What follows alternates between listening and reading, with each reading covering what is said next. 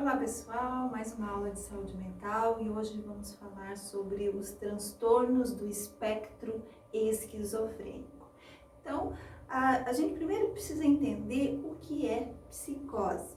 Psicose é um conjunto de sinais e sintomas de pessoas que estão fora da realidade, mas pessoas que vivem num mundo paralelo, onde elas têm alucinações, que são alterações na sensopercepção. Então, nossos órgãos dos sentidos vão estar alterados e a pessoa vai ter uma impressão de que está tendo uma voz falando somente no seu ouvido. Isso são alucinações. Então, mais para frente a gente vai falar mais sobre o que é alucinação e como funciona.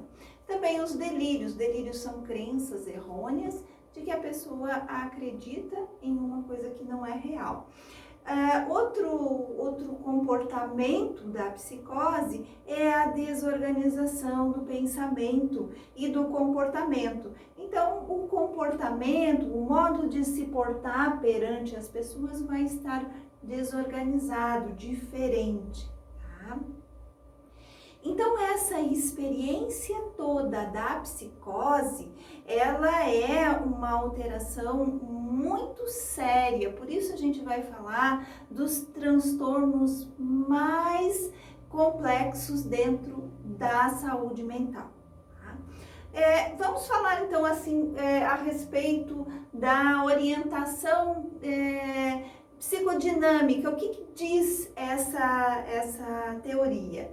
Então, ela tende a dar ênfase à perda de contato com a realidade ou distorções muito marcantes na percepção e na relação com a realidade. O teste de realidade, que é a função do ego de avaliar e julgar de modo objetivo o mundo externo, estaria gravemente prejudicada na psicose.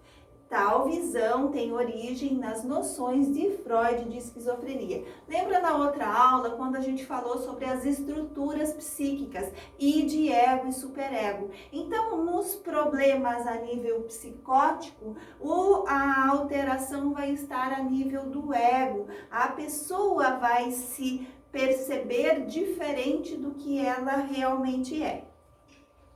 Nas orientações fenomenológicas, então, se diz que a psicose ocorre por alterações básicas da estrutura de experiências fundamentais, como as do espaço e do tempo. Há, então, a perda de elementos normalmente compartilhados no senso comum. Ocorre a transformação de como o indivíduo se dirige ao mundo e às pessoas.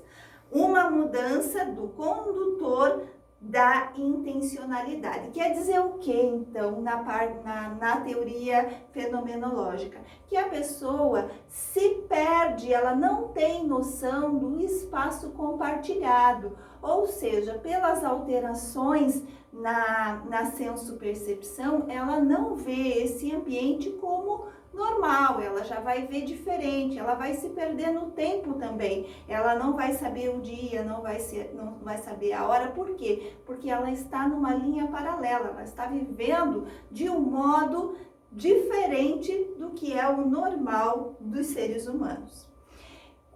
Agora, mais uma definição aqui. Os pacientes psicóticos geralmente têm insight muito prejudicado, precária consciência da doença em relação aos seus sintomas e à sua condição geral. Então, ele perde a crítica, ele perde o julgamento do que ele está fazendo. Como ele vive numa linha paralela, ele perde esta noção. Então, a condição é um transtorno quase sempre muito grave e profundamente perturbador para o indivíduo e pessoas próximas. Lembra quando eu falei no processo saúde, doença mental, que as pessoas que desenvolvem um transtorno mental grave, elas não é só ela que adoece, mas a família, a sociedade ali sofre também com os comportamentos desta pessoa. Neste caso, a psicose, né, os transtornos do espectro esquizofrênico, que são os transtornos, a maioria dos transtornos psicóticos, ele vai causar uma grave alteração tanto na pessoa quanto nas pessoas que estão em volta dele. Agora eu trago aqui a definição segundo o Código Internacional de Doenças, o CID-11. Então, quer dizer o que a respeito da definição de psicose? Então, o pensamento, né, vai estar desorganizado, vai ter delírio, a forma de pensar vai estar errada, vai estar diferente do que é normal. A gente fala de pensamento mágico, um pensamento fora do que é realidade.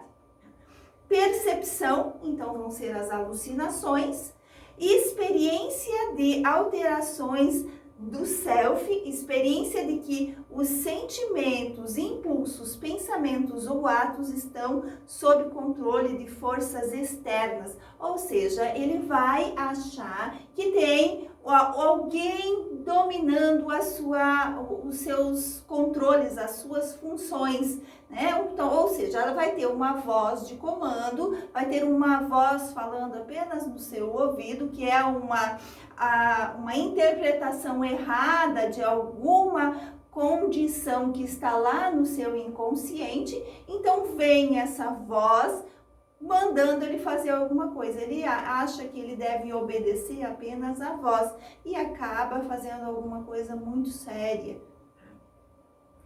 Perdas cognitivas, déficit de atenção, na memória verbal e na cognição social. É o modo com que ele vai interagir com o outro. Ele não vai estar atento ao momento presente. Por quê? Porque ele vai estar hipervigil. Como ele está vivendo uma alteração na senso-percepção, então ele vai ficar o tempo todo muito alerta e com muito medo. As pessoas que estão na psicose, elas demonstram um medo muito grande porque elas não estão sob controle das suas sensações. Mais um pouco da definição sobre a psicose segundo o CID-11. Alterações na volição, ou seja, a perda da motivação. Ela pode estar num estado negativo, um sintoma negativo da esquizofrenia, onde ela perde a vontade, ela perde a iniciativa de fazer as coisas. Alterações no afeto, um aplanamento emocional. Então, aquele afeto embotado, a demonstração de carinho, a demonstração de afeto fica muito prejudicado na esquizofrenia. Alterações psicomotoras, inclusive catatonia, são considerados sintomas nucleares. Delírios e alucinações persistentes, transtornos formais do pensamento, experiências de influência, passividade ou controle. Os sintomas devem estar presentes por pelo menos um mês. Para dizer que a pessoa está numa psicose, ela vai ter que estar com todos esses sintomas pelo menos por um mês. A gente vai dizer, às vezes não dá para esperar um mês no momento de grande agitação psicomotora. Essa pessoa vai, se estiver no momento de grande crise psicótica, essa pessoa vai precisar ser atendida bem antes de um mês. Mas é o que diz o CID-10, o CID-11. Agora eu vou trazer uma definição através do DSM-5, tá? Que é um outro livro de diagnóstico em saúde mental. Então, os sintomas também vão estar parecidos, mas aqui no CID no DSM-5 já vai falar em pelo menos 5 sintomas, que vai ser a alucinação, o delírio, o discurso desorganizado, o comportamento grosseiramente desorganizado ou catatônico, sintomas negativos que vão ser o embotamento afetivo, e todo aquele fechamento, a gente diz assim que esse paciente se embotou, se fechou para o sentimento. Disfunções sociais no trabalho ou no estudo, denotando perdas nas habilidades interpessoais e produtivas. A pessoa fazia muita coisa e de repente parou de fazer o que ela estava acostumada. E a duração dos sintomas principais, pelo menos um mês, de 1 a 5, né, os sintomas, e do quadro deficitário, sintomas prodrômicos ou residuais, pelo menos 6 meses. Então, para se fechar, para se dizer que a pessoa está num estado psicótico, a pessoa tem um transtorno do espectro esquizofrênico, é bastante criterioso para se fechar um diagnóstico destes, tá? E o que é, então, essa esquizofrenia, esses transtornos esquizofrênicos? Lembrem sempre, um paciente, uma pessoa que está psicótica, ela pode ser um esquizofrênico, mas assim, a psicose, ela pode dar em decorrência do uso de drogas. Então, uma psicose breve vai ser induzida por alguma droga, alguma coisa que desencadeou isso. Passando esse tempo de ação da droga, a pessoa volta ao normal.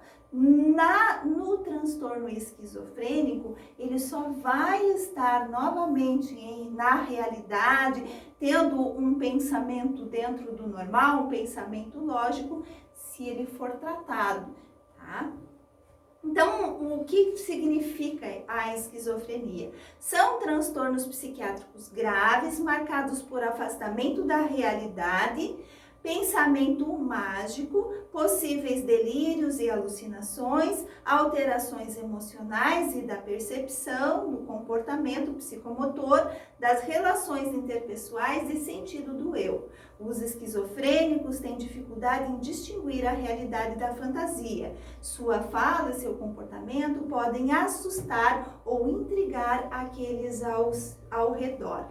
Então, esse é o conceito mais claro do que é uma pessoa que está vivendo um transtorno esquizofrênico, um transtorno que vai ser do tipo psicótico, tá? Lembrando, os transtornos esquizofrênicos, eles são transtornos que vão durar muito. É um transtorno que vai fechando um diagnóstico, a gente vai pensar nesse paciente, um paciente crônico, um paciente que vai precisar de medicação, de acompanhamento, sempre. Por quê? Porque ele tem uma tendência a sair da realidade e ter esses comportamentos todos inadequados, todo diferente. E lembrando, os delírios e as alucinações, elas são tão fortes que comandam a vida dele. Então, para que ele entre novamente na realidade e esteja fora do estado psicótico, o tratamento vai ser medicamentoso. Então, essa é a primeira parte da aula. Seguimos com as próximas partes. Obrigada.